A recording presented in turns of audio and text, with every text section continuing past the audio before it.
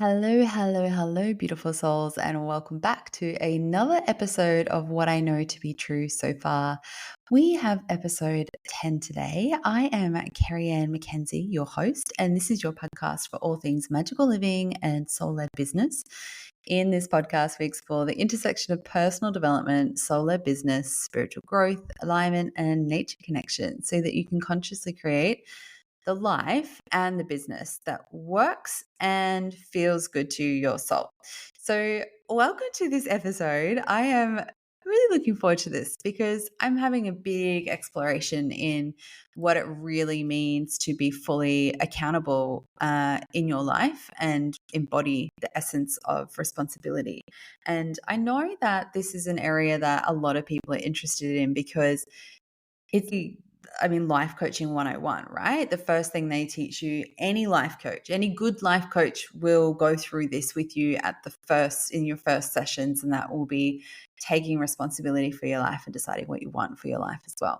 And so I wanted to dive into this because I have been embodying this element of taking responsibility for my life for 10 years since I started in the world of coaching and spirituality. But I also find that there are times in my life where I can dip into other things like blame and sitting in the house of blame and really looking at the outside for what is going on for me. And so I want to dive into this topic of taking responsibility because I know that so many of you can get so much value out of this, and hopefully that you get like a little bit of a shift through this concept. And it is radical responsibility. So radical responsibility is going to allow you to have more happiness, health, better relationships, better finance, a more flowing business, a more fully rich human experience. And often when I've worked with people in the past and I've, really broken this down layer by layer, and I've said, ultimately, at the end of the day, you're responsible for the life that you're creating. And so if there's something not working in your life, it's you and your responsibility alone to do something about it because no one's going to do it for you. And sometimes you're lucky enough to have beautiful, amazing people in your life who do support you in that way, but you're ultimately responsible. And when you don't have responsibility and you allow your life to be determined by external things, you lose all power within your life. And not everybody likes to be told that they're responsible for everything they're experiencing. And I want to get into that a little bit more. So, if we think a little bit about radical responsibility and then we're really applying it to that aspect of controlling, sometimes we can get into that space where we think it's like super masculine and it's like go, go, go. That's, being responsible for your life. It's not that. Having responsibility, and the reason why so many people don't like it and like owning it is because then you have to fully show up for yourself. And fully showing up for yourself and deciding I am the person who makes my reality the way that it is means that you got to show up more. And that's not easy. And we get sold a story about, creating these magical lives is just supposed to be easy and flowy. And I'm sorry, but that's absolutely not the journey. That is the end result. The journey of getting to a place where you have flow and ease is very challenging. And even when you get to that place of flow and ease, you are constantly having up level after up level after up level come into your human experience. And you have to learn to navigate it. And how you learn to navigate it really well is taking that responsibility. So you have to decide, this is my life. I get to decide how I show up, what I focus on, and how I respond to the things that I cannot control. When you start to really embody that, what you're doing is you're giving yourself a place of power. And so when I started working with Jack Canfield and doing his certification, one of the first trainings that I did with him was this element of taking responsibility and asking the question, like, what actually would my life look like if I just even took 5% responsibility? Like, don't even worry about taking 100% responsibility at the start. If you were to take 5% more responsibility in each area of your life, what would you be doing differently and how would you be showing up? What would that look like for you? So, I want to go through these different ways that you can take responsibility in some really key areas. And one of those key areas is romanticizing your life. And I am a huge, huge fan of romanticizing your life because I truly believe that life is magical. It's supposed to be magical. And when it's not magical, there is something out of alignment. And when I say alignment, I mean my brain, my actions, my body, my external environmental influences are somehow not matching up what my soul wants for me or what I want from my life, my conscious self wants for my life, right? And so when we romanticize our lives, we are setting the stage really for a level of what you're willing to accept towards your experience and your enjoyment of your everyday humanness.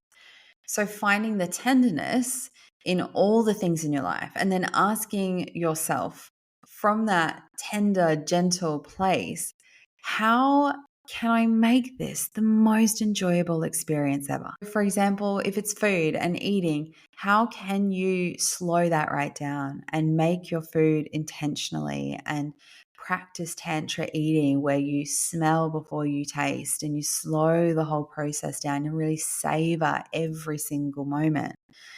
Like, I'm a solo mum, right? So when I get a night to myself, I'm going to enjoy it. I'm going to romanticize it. I don't just go as deep as food. I'm talking like I romanticize the whole thing. I will craft flower baths and practice magic. I'll light candles and then I'll cook a meal and I'll dance slowly to my favorite, chill or high vibrational music. And then I'll go and watch a movie or I'll go and make something creative or do some crafts while I listen to music. And then I put myself to bed early and have a beautiful nighttime routine of meditation and yoga and self-care and then read a book. And I get into bed and I snuggle all the way in my bed and I just breathe like, oh, that was a beautiful evening. And the whole thing feels magical. And so romanticizing your life can be in any way taking what is basic and simple and making it incredibly magical and enjoyable and romantic. And you don't have to have a partner to do this. It's just bringing the intention of feeling the magic of the human experience through that present momentness, through that intention building, and through that romanticizing of being in your experience will make everything in your life feel incredibly rich. And you will have the richest life, which is such a great feeling to have because that is the energy of abundance and that is the energy of gratitude. And when you can live in that space, more of that comes into your life with more flow and ease. It's not easy to get there, but when you do, that's the trade off. That's what you get.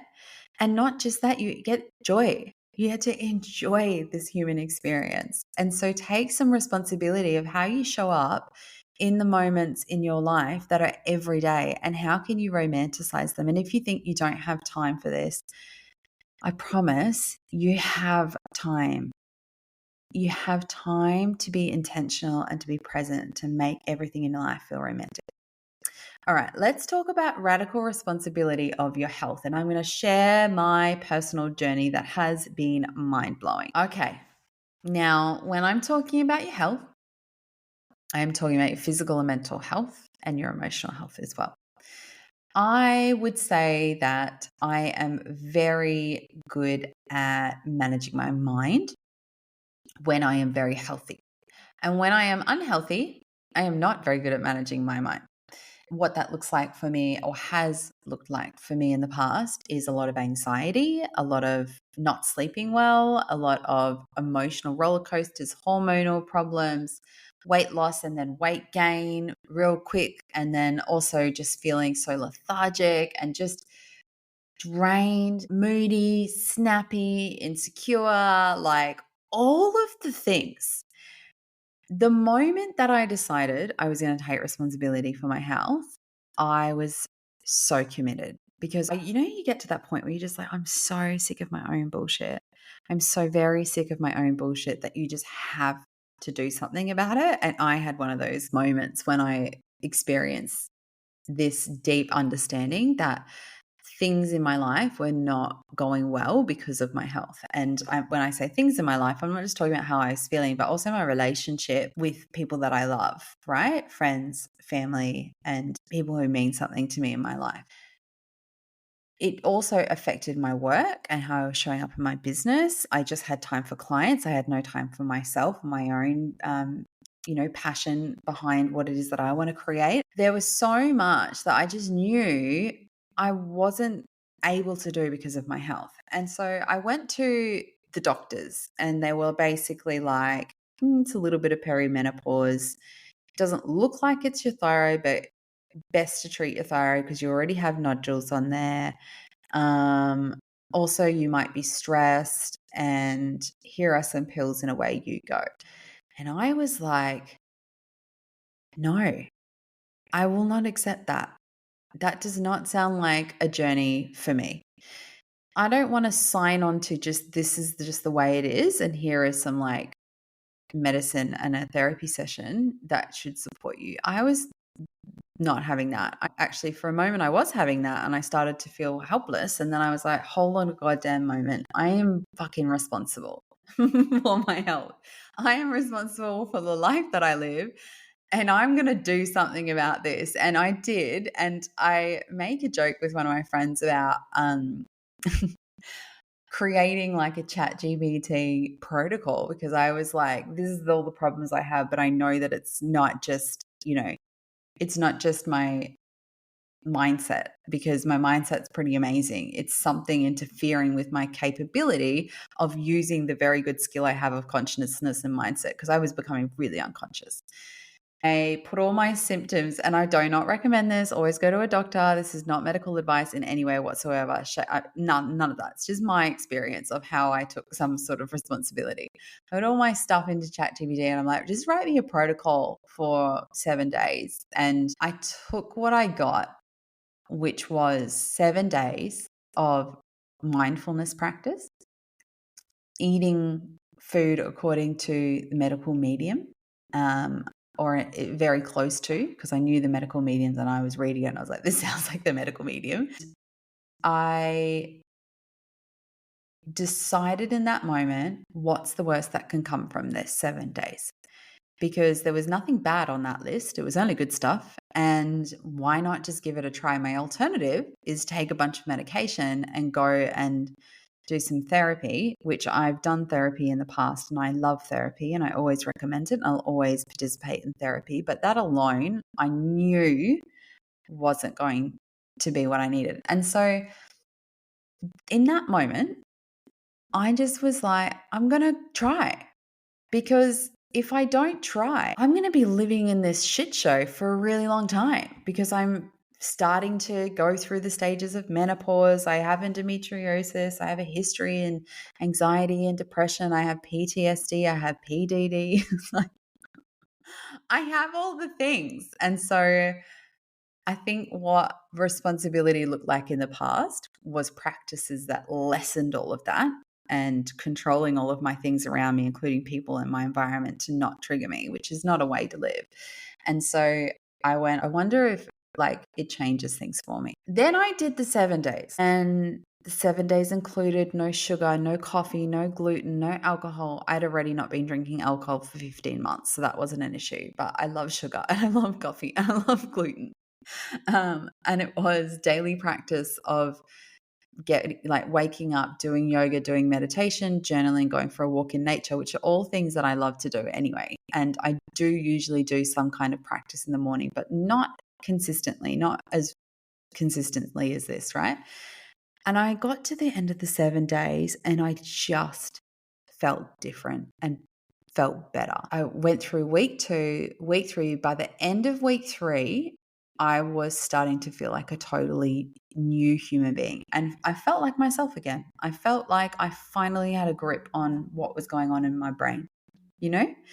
And instead of having highs and lows of my energy, it all just kind of balanced out. I had my first period since I was 16 years old where I didn't have any pain. And my anxiety was lessened. Also, I would just like to add, I was doing a lot of shadow work within this phase too. It wasn't just the diet. I also did a lot of spiritual healing in this phase, which I'll talk about in another episode another time. But that radical decision of responsibility, of deciding it's my life, like I'm the one, I'm the one. I'm the one who's going to change it. I'm the one who's going to make it different. It's me. And do you think it was easy to not drink coffee and sugar and eat gluten? Like when that's been like your thing that you just love so much every day and you don't have any other real, like, vices. It was really freaking hard. Like there were days where I was like, fuck this. But I knew that if I stuck with it, I would feel phenomenal. And I do. And I'm really grateful. And I'm moving into like my 6th week now, I think, with it. And it feels like I am a totally new human being. I mean, also, there's been a lot of planetary stuff going on through that process. And it coincided with Pluto moving into Aquarius, coming to the end of this. I also lost 6 kilos, which is wild in that time. And so I'm feeling really great. And not that I think that weight is something that should make you feel great, but it just goes to show how much toxicity I was putting in my body that was making me carry around this extra unnecessary weight. And so I feel very much like my body is in a state of healing still, but I feel like I'm very much feeling a million times better than I did before. Let's talk about taking responsibility for your relationships. How you act, think, and feel within a relationship means that you can show up in your relationship, and be that a romantic relationship, friendships, or relationships with your children, with kindness, with honesty, and with clear boundaries. And so I think of boundaries in 2 ways. There's a reason we put up boundaries because we are trying to protect ourselves because we're scared of something. So, for example, putting up boundaries to just keep yourself feeling safe. Now, it's okay to do that, but sometimes I feel like we can just avoid the work that needs to be done by saying, oh, no, that's a boundary, because you don't want to have to experience something that challenges you, right? And then there are boundaries that are very clear boundaries that these are my values. This is what I stand for. This is what I believe in. And you are now crossing the line of what I am okay with. And I need you to respect that that's not okay for me. And even though this doesn't matter to you, it matters to me. And I need you to understand that, and putting the boundary in place. Knowing truly what you are okay and not okay with, and not from a place of fear, but from a place of having really spent time really working out what you stand for as a human being and having a boundary around that. And now relationships are tricky because then you've got someone else who's also got a boundary. And what if that boundary contradicts your boundary? And whose boundary then gets just, how do we decide whose boundary is more important? And so that is very hard to do. So I'll just dive into this because this really applies especially for romantic relationships. So here are the 3 questions that I would engage in any future relationship that I have, really. And I would call them rules of engagement because they are. And I would make sure that I really was understanding of my boundaries and my side of things, and their boundaries and their side of things, and working out if those two go together and if we're both willing for them to go together. Because if you're not willing to, or they're not willing to, then you probably shouldn't be having a relationship with that person. And I know this to be true so far. Okay, and these are the questions that I would be asking. What must I always do and say to support you in our relationship? What must I never do, and say to you in our relationship? What qualities and traits do I need to improve to enhance our relationship?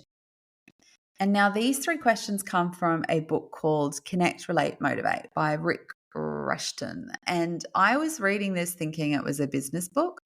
And as I'm reading it, I was like, well, this is really quite valuable. Like, all people should really consider this, because if you know the answers to that question and you're cool with that, your relationship's going to be freaking amazing. And if they know the answers to these questions and they're cool with it, relationship's going to be amazing. If you know the answers to these questions and you're not okay with it, that relationship will not work if you cannot respect them. If you cannot take responsibility and respect those answers that your partner gives you, then you can't promise to be in a relationship with them, because you can't give them what they want, and that's not fair. Vice versa. The other thing that you need to know when you're taking responsibility for your relationship is having full ownership and responsibility of your pain body, because that is yours to deal with and not them. Your attachment style, because that is also yours to deal with and not them. And I'm not saying your partner shouldn't be supportive, loving, compassionate, there for you while you're working through your stuff, while you're committing to being a better human. They should show up for you, but not at the expense of their wellness and their mental health, if that makes sense.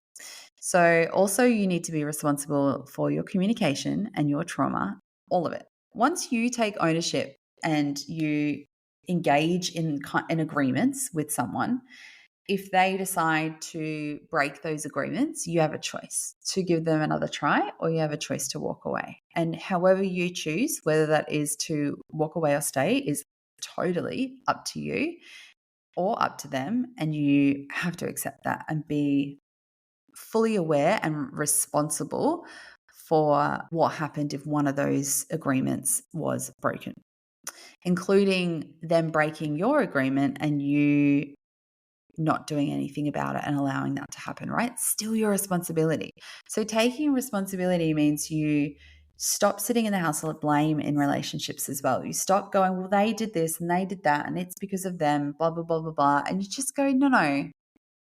From this viewpoint, where can I take responsibility and show up for my part in the relationship, and how I allow things to happen in the relationship, or how I do things in a relationship that I don't really want to be doing, that I want to change to be the best, most supportive, loving partner I could be and have a really conscious relationship.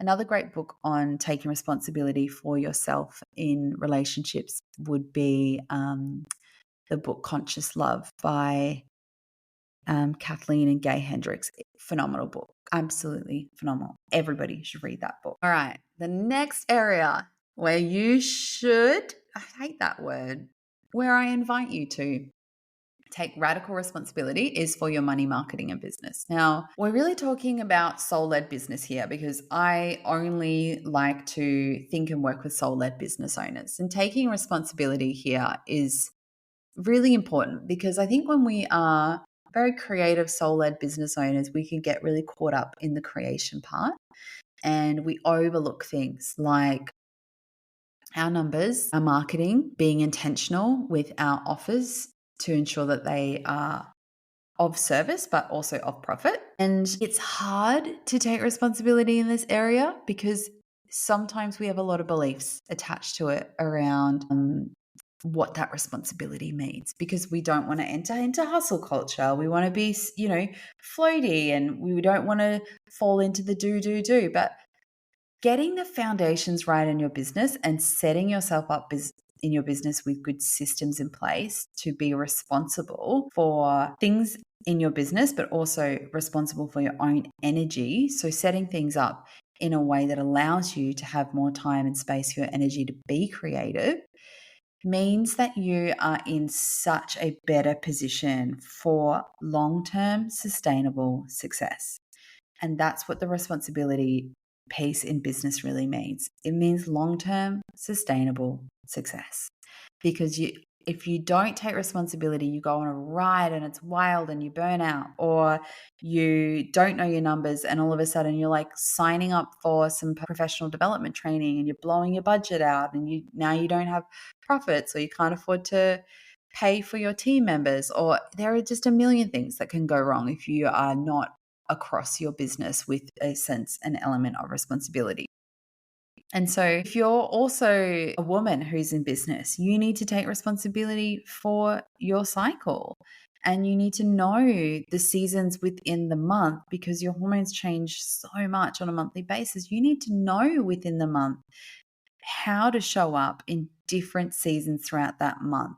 Because waiting the week before your period where you have low energies to do big project stuff is going to really burn you out. So you need to be responsible. Like, yes, I am a beautiful, incredible, magical woman, and I am cyclical, and there's a cycle that I go through every single month, and I need to honor that within my business and take responsibility for that within my business so that I can be the best version I can be for myself, my business, my clients, but also have enough energy for everything else in your life that's not business as well.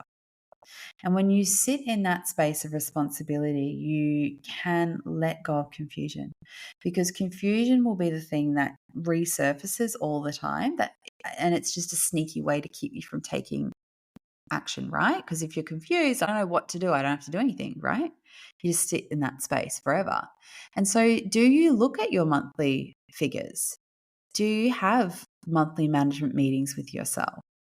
And if you don't, I want you to start to think about how can you put things in place so that every month you have some sort of guide or way to show up in your business so that it's consistent, so that you can get consistent results and have that long-term success. And here's a mantra that's really great that you can use. I am the CEO of my business. I am in charge of my impact, my income, and my alignment. And so using that mantra and really understanding it's only going to change if you change. And the only way it's going to change if you change is if you take the responsibility to make the changes. Let's look at this in like a bit more of a practical way, because this might feel a little overwhelming. And I want to just reinforce to just start really small and just take 5% responsibility in any area of your life and business. And maybe that's just waking up 10 minutes earlier to set an intention and have a 5-minute meditation. Like, that's 10 minutes earlier that you have to wake up. And you put a pen and a paper next to your bed and you wake up, and first thing you write your intention down for the day. And then you put insight timer on for 5 minutes. You have altered and shifted the frequency for your entire day, which is mind blowing. It's only 10 minutes.